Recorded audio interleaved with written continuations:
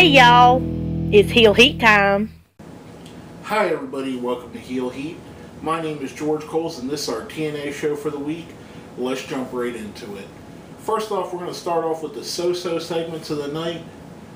Basically the segments that I didn't like, didn't hate, they were just there and they're probably going to be stuff I forget about in a couple weeks.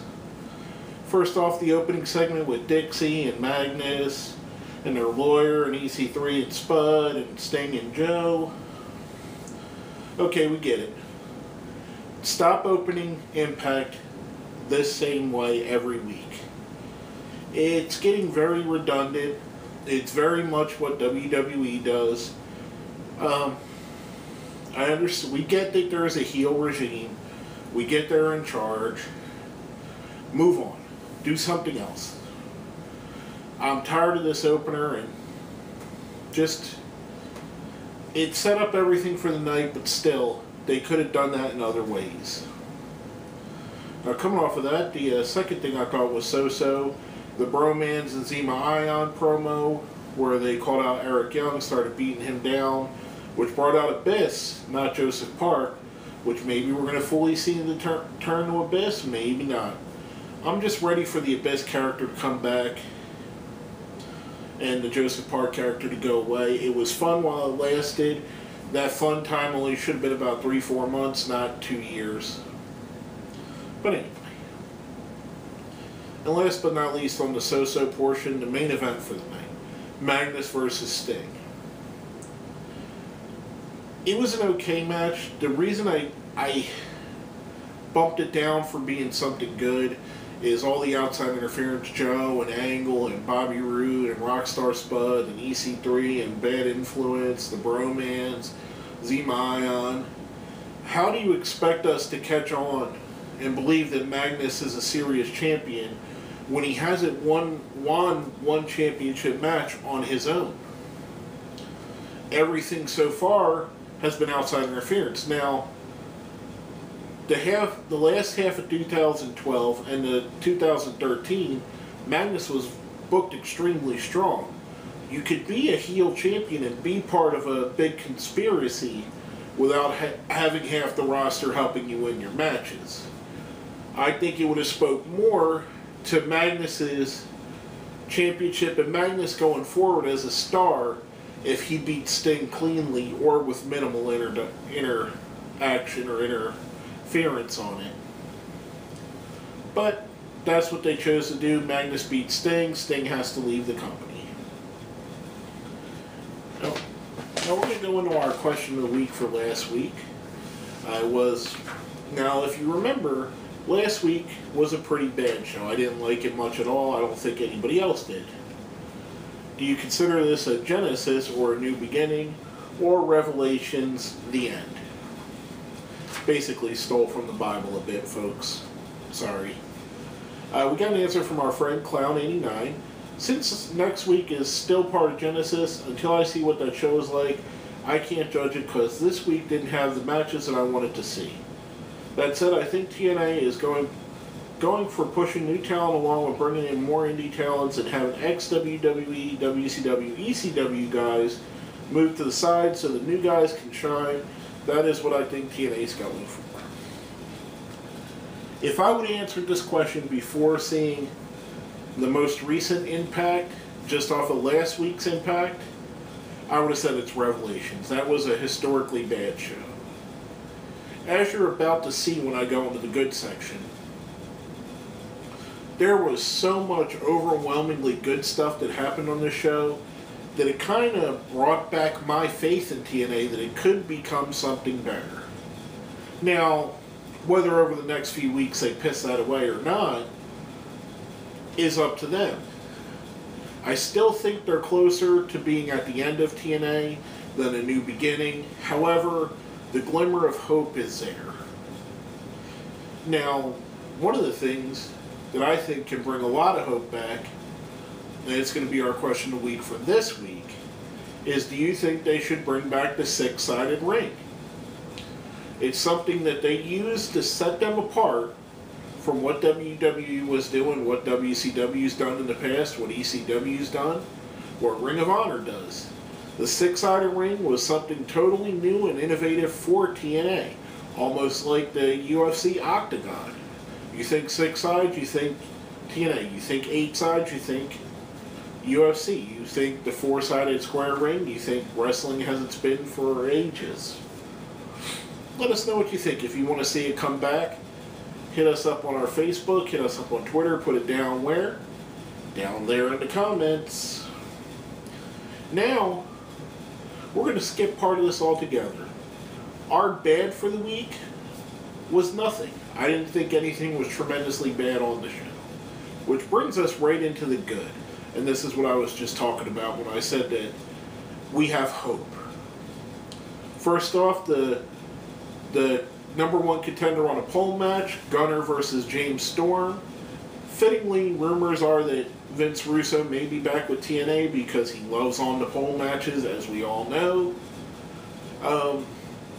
Gunner picks up a solid win, other than the little bit of a weirdness at the end with the briefcase coming off and then them scrambling for it. I thought it was a great match. I think it left open enough question for these guys to challenge each other again down the road, maybe when one of the two becomes world champion. I enjoyed it very thoroughly. I think James Storm has helped make Gunner a star, and I think Gunner is one of the guys that they should be building the foundation of the new TNA on. And I thought it was a very good match. Now, coming off of that, our next match was a title change. Austin Aries versus Chris Sabin with Velvet Sky locked in a cage. Harkening back to the era when they would put guys like Paul Heyman in the cage or Jim Cornette so they wouldn't interfere. She volunteered so that Sabin couldn't ask her to interfere. Very solid match, good action. Austin Aries picks up the win when Velvet doesn't have the lead pipe that she was supposed to give to Sabin. Instead, she gives him a teddy bear. I thought it was good. I think Austin Aries is better served as your X Division champion if you're going to introduce yourself to new fans. I think he's way better on the mic and he has more of a charisma. Not that Sabin's bad. He's a great wrestler. I just don't think he has the other intangibles that Austin Aries does. And he's someone that, if you're a new fan tuning in, you can see Aries, see him as X Division champion, and believe he's a champion. And I thought that was a good match, a decent ending, decent, everything about it was good in my opinion. Now next up, the match that got bounced from last week's show, Bobby Roode versus Kurt Angle in the steel cage. Angle picks up the big win. What can I say that I haven't said already? Anytime you put these two in the ring together doing anything, it's going to be absolutely amazing. Two of the absolute best talents in TNA today and the history of TNA. Again, they did not disappoint at all. They did the finish, the Paul Orndorff finish, where both were coming out of the cage at the same time, and Angle beats him to the floor. Angle, of course, tries for the moonsault off the top of the cage, which I don't think I've ever seen him hit. No, correction. I've seen him hit Bob Holly with it one time. But other than that, he hits the ground, crashes and burns. Great match, great psychology. I enjoyed it thoroughly. I enjoy every time that these two guys are together. Now, next up was one that I liked, and a lot of people are going to look at it a little bit different than I did. Rockstar Spud versus Samoa Joe in a glorified squash match for Joe. Here is why I liked it. If we can build Joe back up to what he was the first couple of years he was in TNA, an unstoppable submission machine, had the Joe is going to kill you chance, if we can get him back to there, Samoa Joe is one of the guys that he can absolutely be the leader of this company. I mean, Samoa Joe is a great wrestler. He's someone that the fans latch on to. And if we make him an unstoppable machine again, the sky's the limit for what they can do with him. Imagine Unstoppable Machine Joe going for the world title against Magnus. They keep doing what they've been doing with Magnus. Have him have all those people help him, and Joe just demolishes everybody to win the championship. How good would that be? I mean, I love that they're going back to what he originally was, and after years of them not using Joe properly, I think they're going back to doing it. And Rockstar Spud did not look bad at all. Don't get me wrong when I say it was a glorified squash match.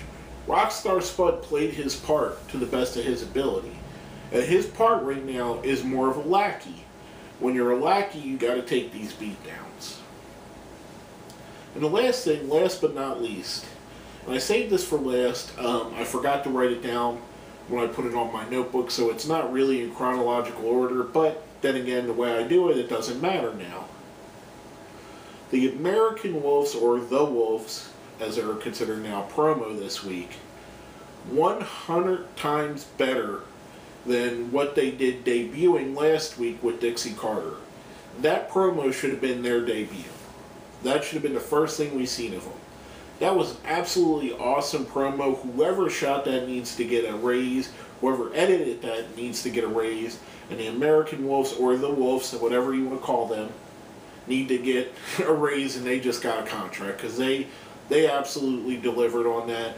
And they promised we'd see the mystery investor next week. But what a great segment.